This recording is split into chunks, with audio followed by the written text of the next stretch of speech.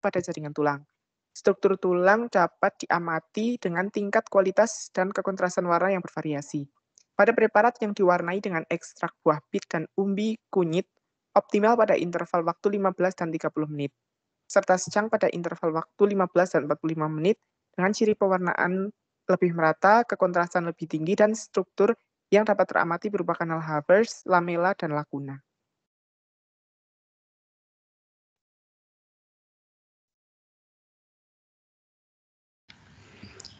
Baik, terima kasih atas perhatian Bapak Teguh dan teman-teman semuanya. Izin bertanya, Pak, ini sesi diskusi dilakukan sekarang atau setelah 3 kelompok nanti maju presentasi?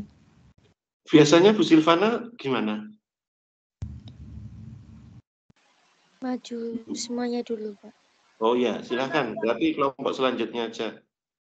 Kelompok selanjutnya dulu, nanti diskusinya belakangan. Silakan. Ya. Baik, presentasi ini akan saya tutup dan nanti akan dilanjutkan sesi diskusi setelah semua kelompoknya maju. Terima kasih.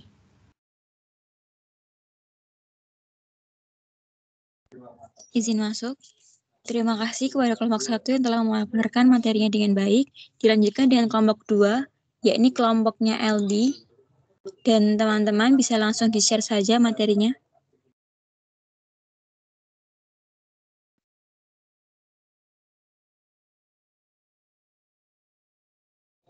Share screen sudah terlihat, silahkan dimulai.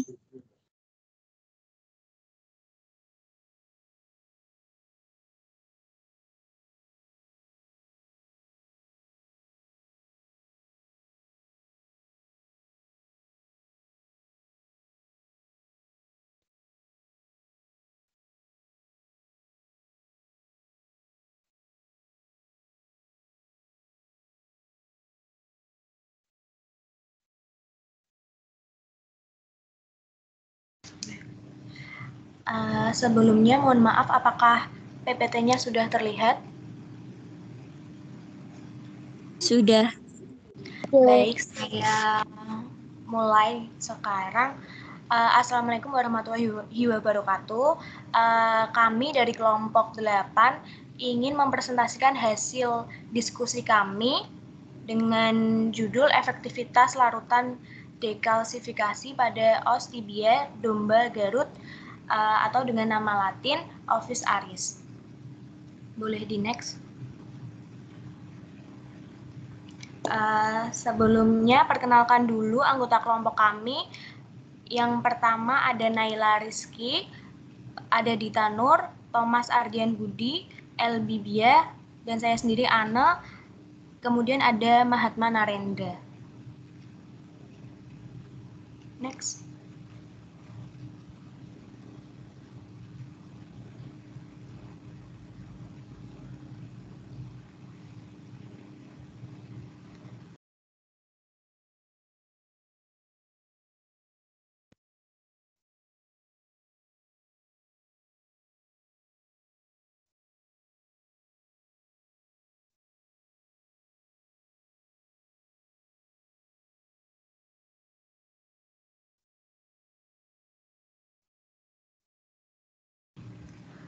Metode dari penelitian ini, yang pertama itu sampel berasal dari Condylus lateralis dari os tibia domba Garut yang dipilih secara acak dan berjenis betina, berumur 4 tahun, bobot badannya 35 hingga 40 kg, lalu dipotong secara melintang dengan ukuran 1 x 1 x 1 cm. Kemudian dilanjut sampel difiksasi dengan neutral bufferate formalin 10% selama 24 jam. Kemudian sampel diproses dengan dekalsifikasi menggunakan 3 larutan dekalsifikasi berbeda, yaitu yang pertama ada asam nitrat 10%, eta 10%, kemudian ada eta 10%. Lanjut.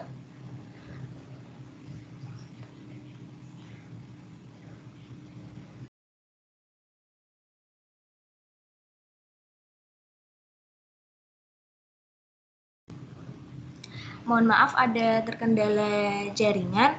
Saya lanjutkan lagi. Kemudian langkah selanjutnya ada post dekalsifikasi dengan sampel dibilas dengan air mengalir selama 24 jam. Kemudian ada selanjutnya dilakukan proses dehidrasi rutin dengan etanol dan proses embending dengan menggunakan parafin. Lalu kemudian dilanjutkan sampel dipotong dengan ketebalan 5 mikron menggunakan mikrotom putar dan diletakkan pada polyl-lysine coated slide. Lalu proses selanjutnya dilakukan pewarnaan dengan hematoksilin eosin. Lalu diamati dengan mikroskop cahaya. Next.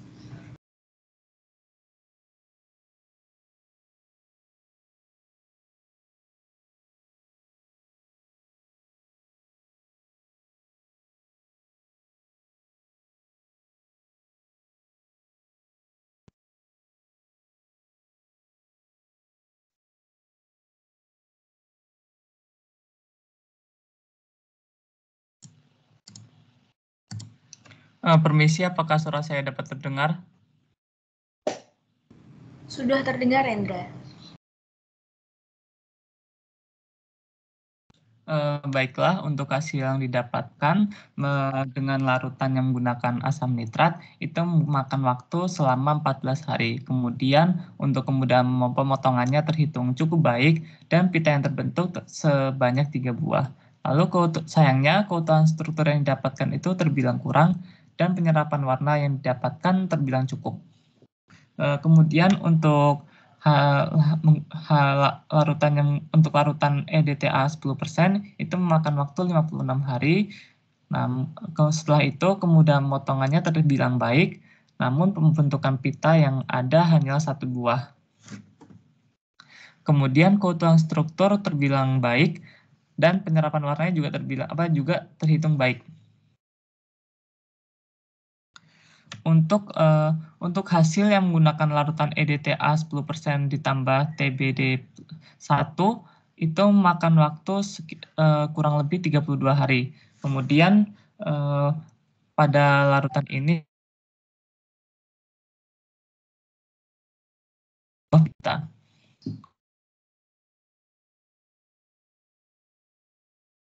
baik.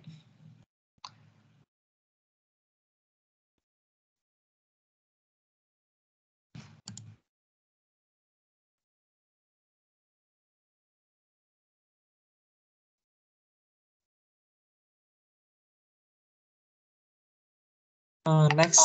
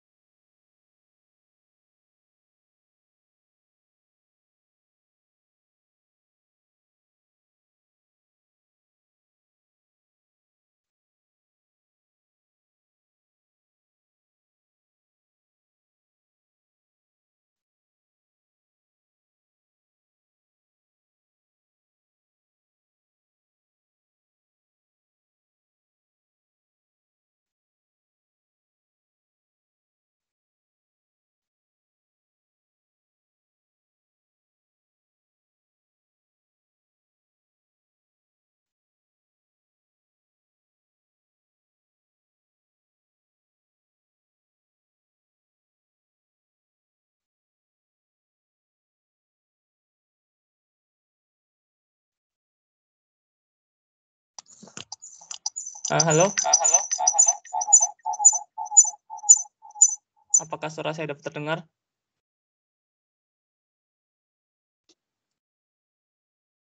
Terdengar, Rendra. Oke, maaf. Baiklah, berikut ini merupakan hasil pewarnaan dari struktur mikroskopis Condias lateralis Ostibia domba Garut atau nama ilmiahnya Ovis arias. Nah, hasil pewarnaan ini menggunakan bahan hematoksilin EDTA 10%, EDTA plus TBD 1. Nah, untuk yang kiri itu adalah gambar hasil pewarnaan yang menggunakan asam nitrat 10%. Kemudian untuk yang tengah itu menggunakan bahan EDTA 10%. Kemudian untuk yang kanan itu jaringan tersebut menggunakan bahan EDTA 10% yang berada di pH 7,4 dan ditambah dengan TBD strip 1. Next.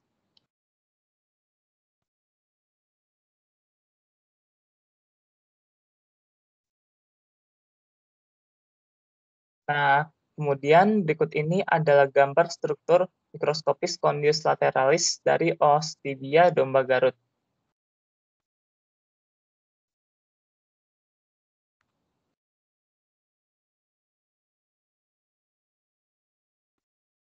Nah, untuk lapisan-lapisannya terdapat yang paling atas itu adalah superficial zone, kemudian itu adalah mild zone, terusnya itu kalau kita lihat lebih bawah lagi terdapat dead zone, tiderma, falsified cartilage, dan juga subchondrial zone.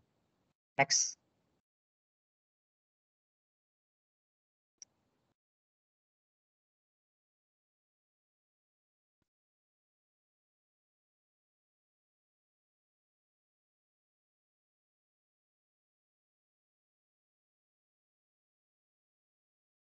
Baiklah, kemudian untuk kesimpulan pada kali ini adalah larutan EDTA 10% menunjukkan hasil paling optimal yang dibuktikan dalam beberapa aspek, seperti mudah dalam proses pemotongan yang berupa terbentuknya struktur pita, struktur Condyus lateralis dari Ostibia domba Garut, tetap utuh sampai akhir prosedur. Sementara pada penyerapan warna hematoxylin eosin yang dihasilkan baik pada prepar Condyus lateralis dari Ostibia domba Garut. Next. Berikut ini adalah daftar pustaka yang kami gunakan. Next. Baik, terima kasih atas kesempatan presentasinya. Kami dari kelompok 8 Mikroteknik Hewan izin untuk undur diri. Wassalamualaikum warahmatullahi wabarakatuh. Waalaikumsalam warahmatullahi wabarakatuh. Terima kasih kepada kelompok 2 yang telah memaparkan materinya dengan baik. Bisa dilanjutkan dengan kelompok ketiga, kelompoknya Siska, Dewi, Alvin, Heskiel, Hakoni, dan Aura. Dipersilahkan.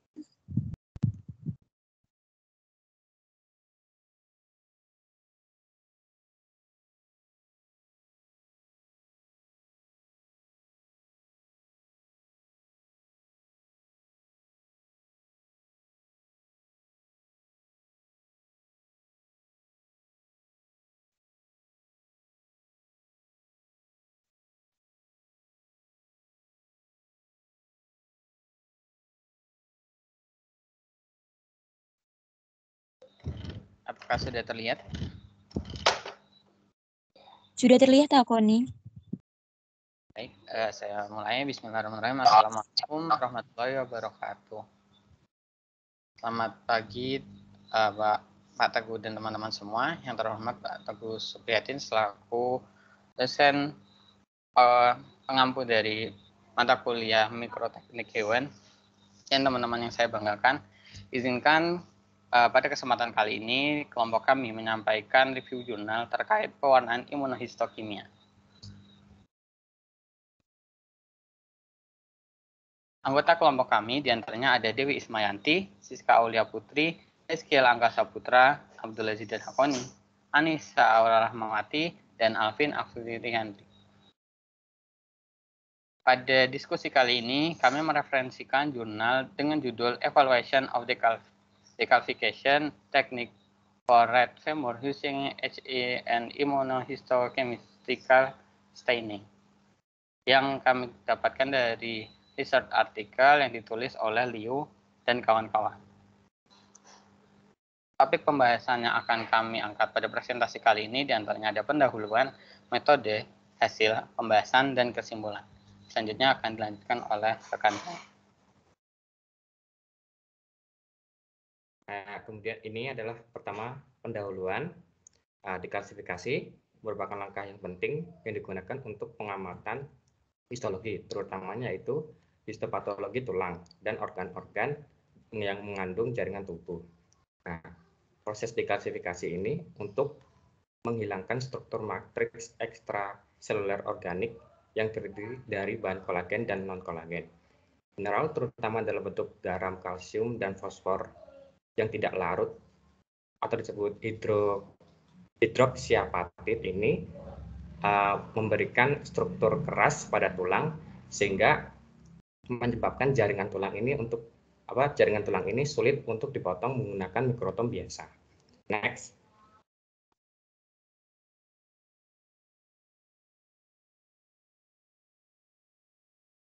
Nah, kemudian metode dekalsifikasi ini memiliki prosedur yang panjang, kemudian memakan waktu dan memiliki efek samping yang seringnya yaitu kehilangan imunoreaktivitas.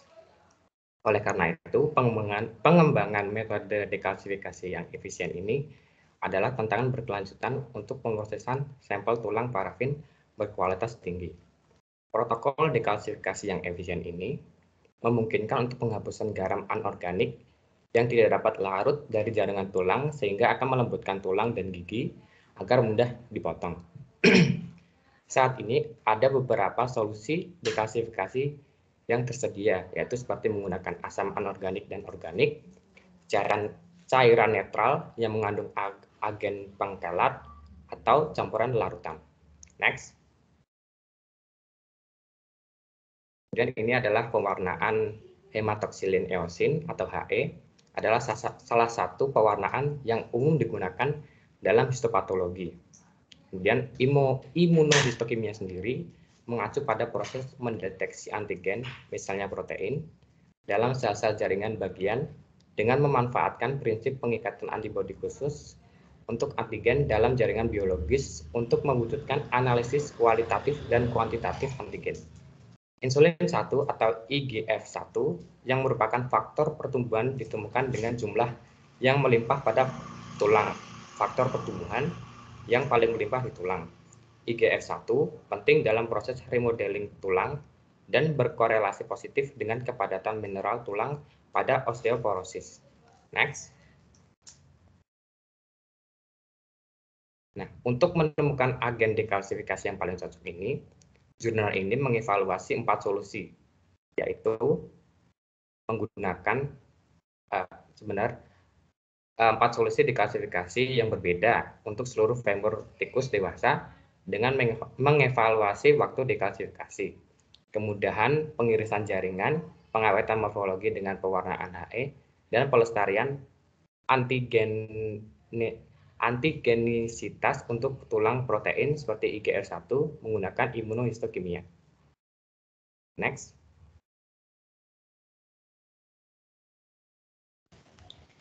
Baik, yang selanjutnya adalah metode. Dalam artikel yang kami bahas ini, metodenya terdiri dari 3 tahap, yaitu tahap persiapan, dekalsifikasi, dan juga pewarnaan imunohistokimia. Tahap yang pertama yaitu persiapan, di mana tikus ini diaklimatisasi selama 1 minggu, kemudian dibius dengan natrium pentobarbital. Setelah itu, femur bilateralnya diisolasi dan disimpan pada negatif 80 derajat Celcius untuk kemudian dianalisis lebih lanjut. Selanjutnya,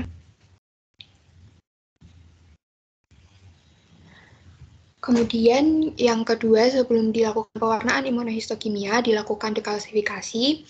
Dekalsifikasi ini diawali dengan perendaman dalam paraformaldehyde 4% selama 24 jam. Kemudian sampel dibilas dengan air mengalir dan diinkubasi dengan 4 larutan dekalsifikasi yang berbeda, yaitu ETA 10%, asam nitrat 3% dan 5%, serta asam klorida atau asam format 8%.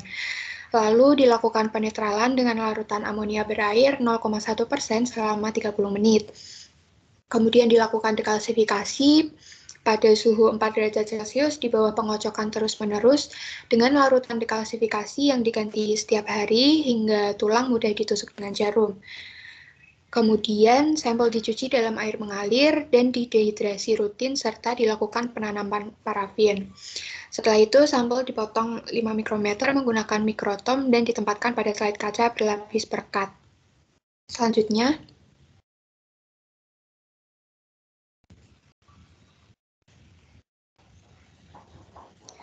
langkah yang terakhir baru dilakukan pewarnaan imunohistokimia. Sampel yang sudah tertanam parafin tadi disimpan dalam oven pada suhu 60 derajat Celcius selama 24 jam. Lalu dilakukan deparafinisasi dengan silena dan hidrasi dengan gradien etanol bertingkat dari 100% hingga 70%. Setelah itu dilakukan inkubasi dengan pengambilan antigen dan 3% H2O2 selama 30 menit. Lalu setelah dibilas dengan air dan diinkubasi dengan antibodi primer semalam pada 4 derajat Celcius. Antibodi primer yang digunakan yaitu IgF1. Lalu untuk kontrol negatifnya, antibodi primer diganti dengan serum yang tidak diimunisasi. Kemudian pada hari berikutnya selain dibilas dan diinkubasi dengan antibodi sekunder selama 30 menit, diikuti dengan pewarnaan 3,3 diaminobenzidin atau DAB dan hematoksilin. Slide kemudian diperiksa dan difoto menggunakan mikroskop fluoresensi. Lalu hasil pewarnaan ini dianalisis dengan perangkat lunak Image Pro Plus 6.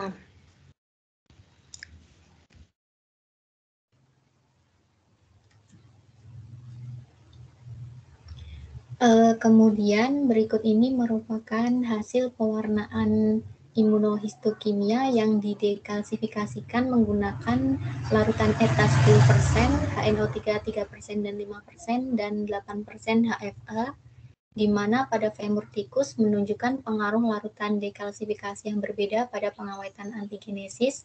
Pengawetan antigen dievaluasi dengan menggunakan pewarnaan IHC, seperti yang ditunjukkan pada gambar, di mana sinyal positif partikel coklat yang merupakan antigenesis paling baik diamati setelah dekalsifikasi dengan asam nitrat 5% dan ETA 10% dengan pH 7,4. Hasil penelitian menunjukkan bahwa larutan dekalsifikasi ETA 10% dengan pH 7,4 dan asam nitrat 5% memiliki kapasitas yang lebih baik dalam mempertahankan pengawetan antigen IgF1 dibandingkan dengan asam nitrat 3% dan asam klorida atau asam format 8%. Next.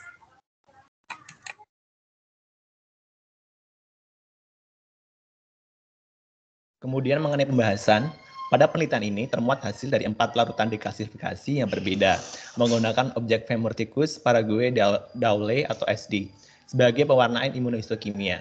Teknik ini memberikan indikasi bahwa berturut-turut yang terbaik adalah 10% EDTA, kemudian 5% HNO3 atau asam nitrat, kemudian 3% HNO3, dan 8% HFA atau asam klorida. Selanjutnya,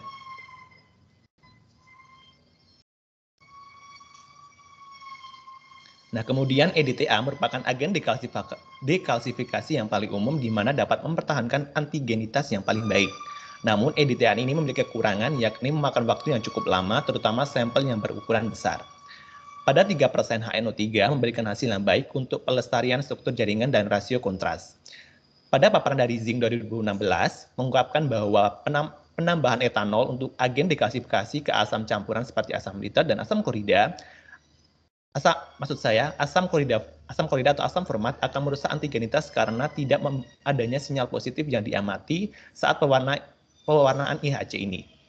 Next. Kemudian efek agen dekalsifikasi yang berbeda sangatlah jelas pada 10% EDTA dan 5% asam nitrat.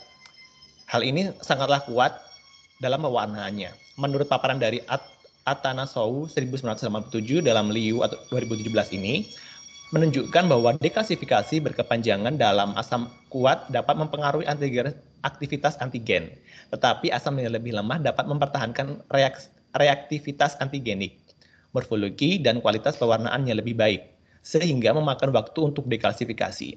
Namun dekalsifikasi berkepanjangan juga dapat mempengaruhi kualitas pewarnaan.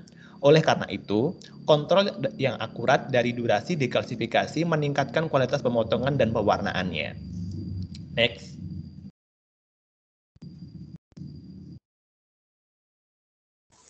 Kemudian berdasarkan penelitian tersebut dapat disimpulkan bahwa larutan dekalsifikasi yang berbeda dapat mempengaruhi kualitas morfologi dan pewarnaan bagian jaringan tulang yang tertanam parafin. Di antara 4 metode yang digunakan dalam penelitian ini, asam nitrat 3% adalah larutan dekalsifikasi terbaik untuk pewarnaan HE, sedangkan ETA buffer netral 10%, dan asam nitrat 5% adalah agen dekalsifikasi terbaik untuk pewarnaan IHC atau imunohistokimia. ETA buffer netral 10% menjadi agen terbaik karena dapat mempertahankan antigenesitas dengan baik, seperti yang ditunjukkan dalam penelitian ini. Dekalsifikasi dengan 5% asam nitrat dan 10% ETA dengan pH 7,4 menghasilkan sinyal positif yang kuat dari pewarnaan IGF-1.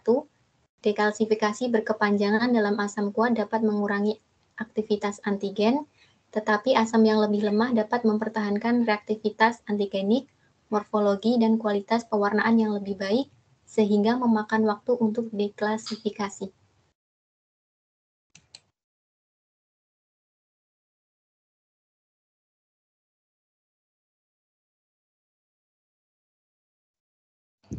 Berikut merupakan daftar pustaka yang kami gunakan dalam penyusunan review jurnal ini. Sekian dari kami untuk pemaparan hasil diskusi kami. Kurang lebihnya mohon maaf. Wabillahi taufiq wal hidayah. Wassalamualaikum warahmatullahi wabarakatuh. Saya kembalikan kepada moderator. Waalaikumsalam warahmatullahi wabarakatuh. Terima kasih kepada kelompok 3 yang telah menjelaskan materinya dengan baik. Selanjutnya, kita memasuki sesi tanya jawab yang ditujukan kepada ketiga kelompok yang telah mempresentasikan materinya hari ini. Saya buka satu terlebih dahulu dengan 3 penanya. Dipersilahkan bagi yang ingin bertanya bisa menggunakan fitur raise hand atau kolom chat untuk menyampaikan pertanyaannya. Baik, sudah ada Melia Citra. Dipersilahkan untuk menyampaikan pertanyaannya. Baik, terima kasih atas kesempatannya. Sebelumnya, apakah suara saya dapat terdengar dengan jelas? Terdengar, Citra. Baik, pertanyaan saya tujukan kepada kelompoknya Anel. Tadi disebutkan bahwa dalam pembuatan preparat Condyles lateralis dari Ostibia domba Garut menggunakan domba yang berusia 4 tahun. Nah, apakah ada karakteristik khusus sehingga dipilih domba yang berusia 4 tahun atau mungkin ada usia optimal yang paling baik dalam pembuatan preparat Condyles lateralis Ostibia ini? Seperti itu, terima kasih. Baik, pertanyaannya ditampung terlebih dahulu. Yang kedua, Retno, dipersilahkan untuk menyampaikan pertanyaannya. Baik, apa suara saya sudah masuk? Sudah masuk, Retno. Oke, pertanyaan saya tujukan untuk kelompok dari Fauzan Noval tentang metode gosok. Jadi pertanyaan saya, berdasarkan kekurangan-kekurangan dari pewarnaan alami pada metode gosok tadi, apakah pewarnaan alami ini dapat diterapkan untuk aplikasi yang lebih luas pada penelitian-penelitian selanjutnya? Seperti itu. Terima kasih. Baik, pertanyaan ketiga dari saya Devi Ras Angeli, izin bertanya kepada kelompok ketiga atau kelompoknya Hakoni. Saya izin bertanya, apakah ada kesulitan dalam proses deklasifikasi pada preparat ini? Jika ada, mohon dijelaskan. Terima kasih. Baik, bagi para kelompok yang sudah menemukan jawabannya, bisa langsung dijawab saja.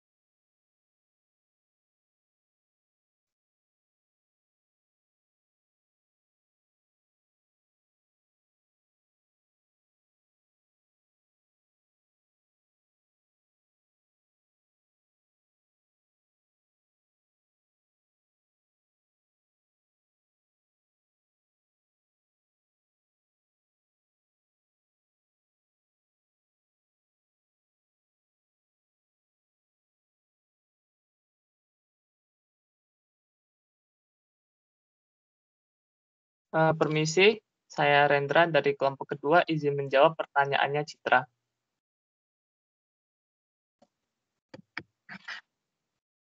Sebelumnya, apakah suara saya dapat terdengar? Terdengar, Rendra. Baik, sebenarnya untuk pemilihan domba Garut yang berumur 4 tahun itu tidak ada ketentuan khusus. Umurnya itu boleh diambil secara bebas asalkan tidak terlalu tua dan tidak terlalu muda. Nah, kemudian tuh domba yang dipilih itu secara acak dan kebetulan domba yang didapatkan itu berumur 4 tahun. Kira-kira begitu. Apakah sudah menjawab, Citra? Berarti untuk usia optimal yang paling bagus untuk pembuatan preparatnya, itu nggak ada ketentuannya ya, Rendra? Iya, tidak ada ketentuan pastinya. Oke, baiklah, bisa saya pahami. Terima kasih. Baik, terima kasih juga.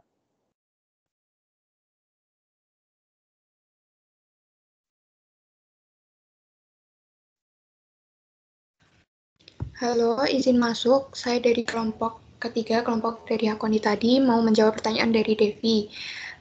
Tadi pertanyaannya adakah kesulitan pada proses dekalsifikasi? Nah, sebenarnya kelompok kami ini kan fokusnya ke imunohistonya ya, pewarnaannya. Tapi kami akan mencoba menjawab berdasarkan analisis dari artikel yang kami bahas. Kesulitan pada dekalsifikasi ini ada, yaitu prosesnya yang lama dan rumit karena dekalsifikasinya itu kan berhari-hari dan setiap hari harus diganti larutan dekalsifikasinya. Selain itu, bahan yang diperlukan juga banyak. Seperti itu, Devi. Apakah menjawab? Sudah menjawab, Siska. Terima kasih. Terima kasih kembali. Oke, baik.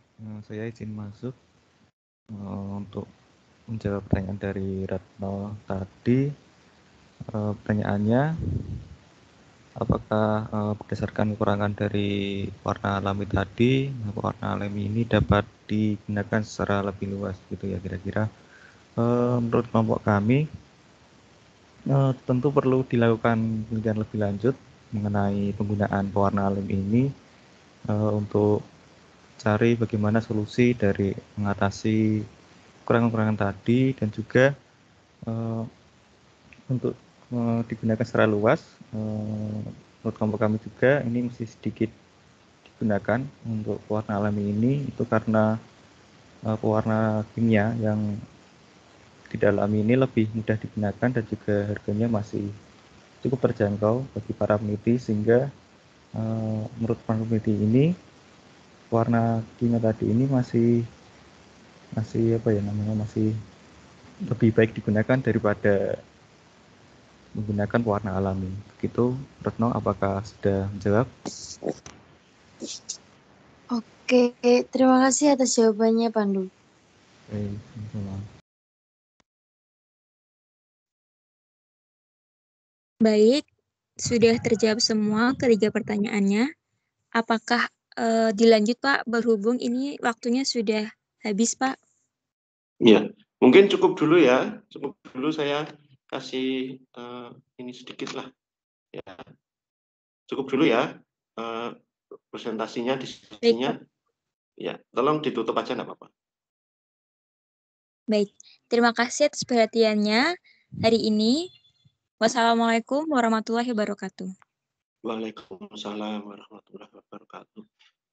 Jadi Waalaikumsalam warahmatullahi wabarakatuh. Ya, bagus ya dari ketiga materi tadi yang sudah saya sampaikan. Minta tolong nanti Mbak Kormat ya, Mbak siapa? Laila ya. Tolong saya dikirimi masing-masing artikelnya ya. Dikirim ke saya, boleh lewat WA, boleh WA saja ya yang sudah punya ya. Atau kalau punya email saya tolong di-emailkan. Karena bagus ya semuanya tiga-tiganya. Saya perlu materinya juga, perlu saya baca-baca juga. Yang pertama tadi tentang explore ya, mengeksplor pewarna alami. Kemudian yang kedua tadi domba Garutnya diapakan tadi? Saya kok lagi ngabsen tadi sehingga kelewat judulnya. Kelompok 2-nya tadi gimana? materinya? Judulnya. Yang lain sudah sempat saya foto, yang kelompok 2 tadi belum. Bisa ditampilkan sebentar aja. Mungkin sebentar kelompok 2. Judul depan sama nama anggotanya. Jadi tadi tidak saya catat tapi langsung saya foto. Minta tolong kelompok 2.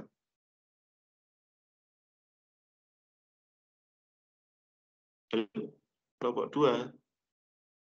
Kemudian ini ya yang perlu saya sampaikan, tadi itu yang kelompok 3, hasil dari imunohistokimianya, itu cara membacanya,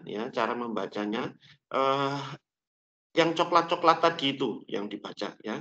Jadi prinsipnya kan berdasarkan antigen antibody. Jadi insulin like growth faktornya IGF-1-nya itu bisa dideteksi karena dianggap sebagai antigen ya. Jadi itu sebenarnya adalah growth factor yang strukturnya menyerupai growth factor ya. Insulin menyerupai insulin. Makanya disebut insulin like growth factor 1 atau IGF 1. Sebenarnya itu adalah growth factor ya, atau faktor pertumbuhan. Dan itu banyak terdapat pada tulang ya yang mengalami lagi giat ya sebentar lagi giat berkalsifikasi gitu ya. Nah, jadi dengan oke sudah nama pesertanya?